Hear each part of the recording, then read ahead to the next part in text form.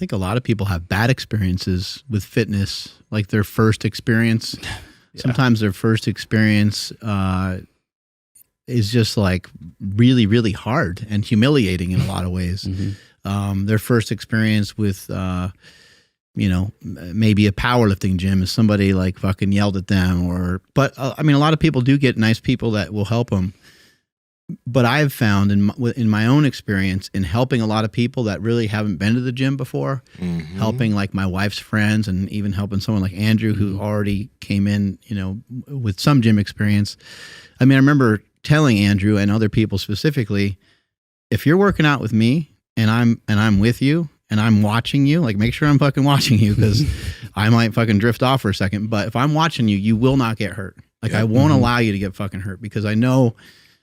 I don't know everything, so I can't prevent everything from happening, but I've been around enough to where I could say, hey, you know what, that's not a good idea to lift that weight today, or that exercise isn't working for today. Let's try something different. I think a lot of people haven't had their hand held through a nice, comfortable workout, and I think they don't really realize how many options there are. It's like, think of all the people that you know, and then let's think about people that can't do the following workout. Go in the gym, do some seated rows with appropriate weight in accordance to whatever the person's lower back issue may or may not be. Tricep push downs, some lat pull downs with the palms facing, so you get a little bit of bicep activation in there.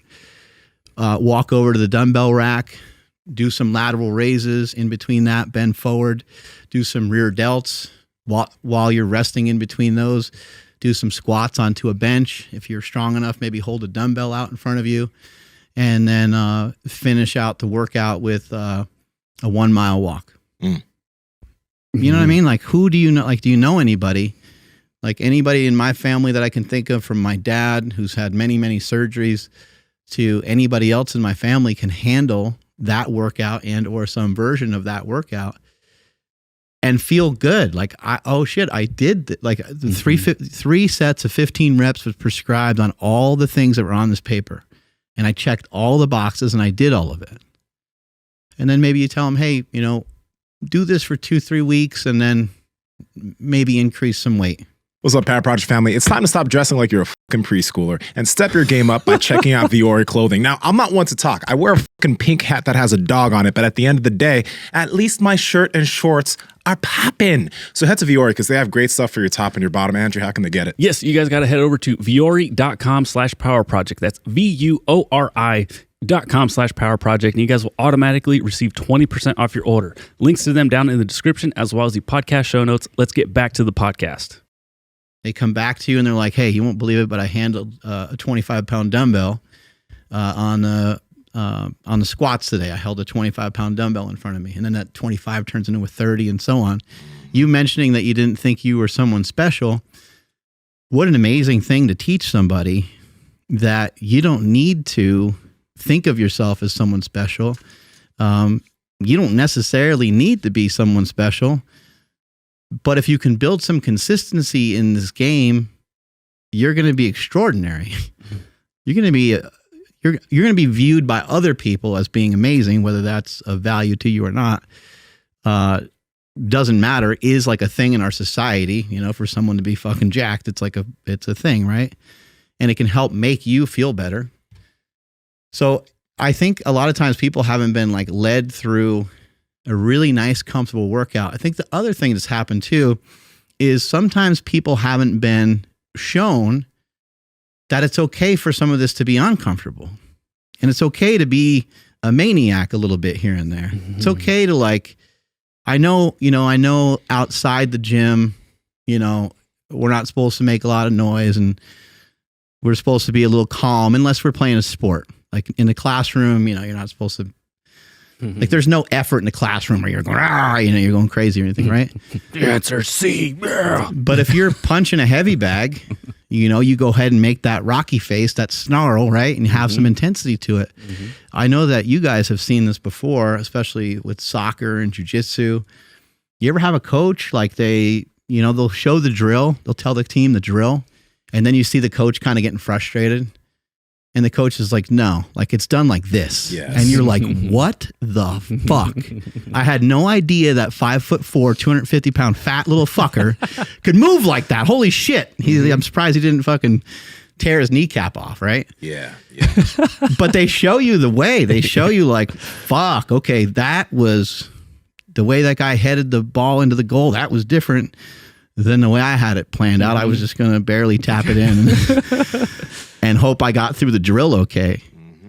When I used to do seminars for CrossFit, one of the main things that we did, what people said was of the best value is Jesse and I would work out in front of people. We would invite them to work out with us too if they wanted to, but we would do box squats. We'd do our 8 sets of 2. And then we're like, oh, they're like, that's speed work. Like we didn't know you're supposed to go fucking crazy. And me and Burdick would be like, yeah, like break shit, like fucking just go a little nuts in there, drive into the bar with everything you got, be as explosive as you can be. That's how you get the most out of it. You're trying to produce as much force as possible, that compensatory acceleration. Once you have the movement down and you feel like you have the fundamentals of the movement down, put as much into it as you possibly can. It's going to make you stronger by pushing into the weights with more force, even though the weights aren't necessarily heavier. And so now people see that and they go, oh shit, now they're able to get the results. Now someone sees for the first time, oh, that's how you do a drop. I didn't know that's how you do a drop set. I didn't know you go like deep into your own soul. I didn't know it's supposed to burn like that. Okay, cool. And maybe their first go of it, maybe they don't go that deep, but maybe they touch upon something that is a little bit, it's just more difficult than what they're used to, right? What's up, Power Project family? It's time to stop dressing like you're a fucking preschooler and step your game up by checking out Viore clothing. Now, I'm not one to talk. I wear a fucking pink hat that has a dog on it, but at the end of the day, at least my shirt and shorts are popping. So head to Viore because they have great stuff for your top and your bottom. Andrew, how can they get it? Yes, you guys got to head over to viore.com/power project. That's VUORI.com/power project, and you guys will automatically receive 20% off your order. Links to them down in the description as well as the podcast show notes. Let's get back to the podcast. Yeah, another thing I wanted to add on there, like where I would fuck things up is like, I again, going back to like the YouTube shit, it's like you got to do it when you don't want to and blah, blah, blah. Like that led to a lot of injuries too, because like I would wake up exhausted, like, nope, I gotta go. And then, I would like, I don't know, load weight tired or something. I'm like, oh, that fucking hurt my back or whatever. Or like I wouldn't take days off. I would just like, I can't miss a day because if I miss a day, I'm going to go back to being shriveled and weak and, skinny. And I'm like, well, you kind of already still are, Yeah. So like, again, like what you were saying earlier, Mark, about like having somebody hold your hand and be like, okay, it doesn't have to hurt all the time, but if it does hurt, like it is okay too. But like, just understand that maybe tomorrow, asshole, you're not going to also get a PR. I didn't understand that either. I just thought it's like, oh, you got to just, PR every day. And it's like, I say that now and I'm laughing because I'm like, that sounds so stupid, but that's what I thought. And again, I wish I could say like, oh, this was when I was 14, 15, I was 27. Yeah. So it's like not that long ago, right? Well, 10 years, but still like, this is what was going through my head when I was just like fucking spinning my wheels. So like, although I was in the gym, I wasn't making amazing progress until I got to ST, and that's when shit really took off. Yeah. No, man. There's a lot there. The whole no pain, no gain mentality in terms of like, going into the gym, even when your body's not necessarily feeling it. And even if your body's not feeling it, you don't make the adjustment during that workout because you can still go in and train, just lighten the shit up. It's not a big deal. But when you're younger, when I was younger, I still had the tendency of like, fuck it, I was going to do 500 for deadlifts or 400 for deadlifts today, I'm gonna fucking do that. Yeah, or maybe you were gonna do less, but then the other guy shows up and he's doing 405, and you're like, fuck that, I'm gonna do more. Yeah, man, commercial gyms had a lot of dick measuring, so I had to show people up. But I get what you're saying. Peeps, we love bringing you all this fitness information, and we also want to help bring that information to more people. So if you could help us out, hit that subscribe button and then hit the notification bell, and we'll continue to bring you the heat. And I won't whisper in your ear. Talk to you guys later.